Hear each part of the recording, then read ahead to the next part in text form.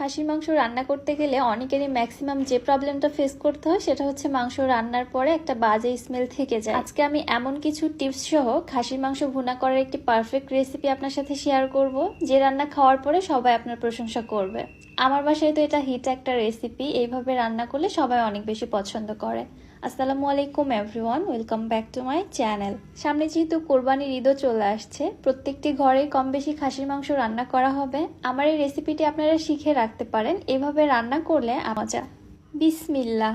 আমি এখানে 1 কেজি খাসির মাংস নিয়েছি। চর্বিটাকে অ্যাভয়েড করে আমি এখানে কিছু হাড়সহ মাংস নিয়েছি, চর্বি খুব একটা কিন্তু নেইনি। আমি যেটা করেছিলাম, মাংসগুলোকে লবণ পানিতে ভিজিয়ে রেখেছিলাম 1 ঘন্টার জন্য, সাথে একটু লেবুর রস দিলেও ভালো হয়। এইভাবে ভিজিয়ে রাখার ফলে খাসির মাংস যে একটা এক্সট্রা বাজে গন্ধ বা স্মেল থাকে, ওইটা কিন্তু আর থাকে না।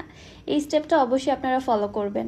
মাংসগুলোকে ধুয়ে পরিষ্কার করে নিয়ে এক্সট্রা পানিটা ঝরিয়ে নিয়েছি। এবার এর মধ্যে দিয়ে দিচ্ছি 1/2 কাপ পেঁয়াজ কুচি,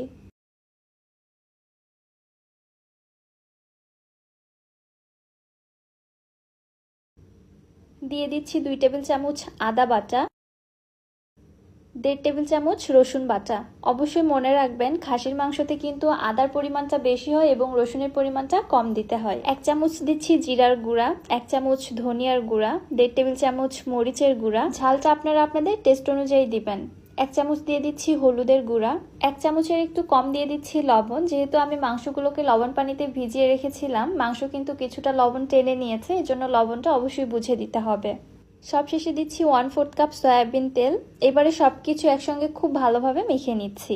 এই মেশানোর কাজটা একটু সময় নিয়ে ভালোভাবে করতে হবে। আমার কাছে মনে হয় মাংস যত ভালোভাবে মেখে নেওয়া যায় মশলার সঙ্গে, মাংসর টেস্ট কিন্তু তত বেশি বেড়ে যায়।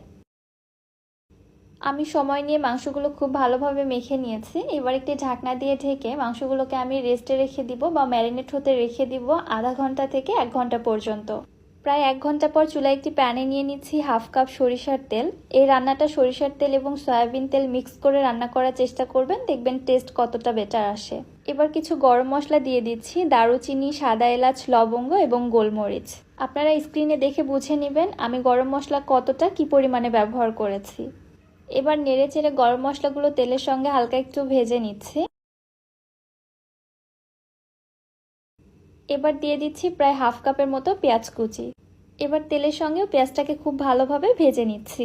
পেঁয়াজটা একদম লালচে করে বা ব্রাউন করে ভাজার কোনো প্রয়োজন নেই। যখন দেখবেন পেঁয়াজটা হালকা একটু নরম সফট হয়ে কালারটা কিছুটা চেঞ্জ হয়েছে, ঠিক এরকম এই পর্যায়ে আমি ম্যারিনেট করে রাখা মাংসগুলো এখানে দিয়ে দিচ্ছি।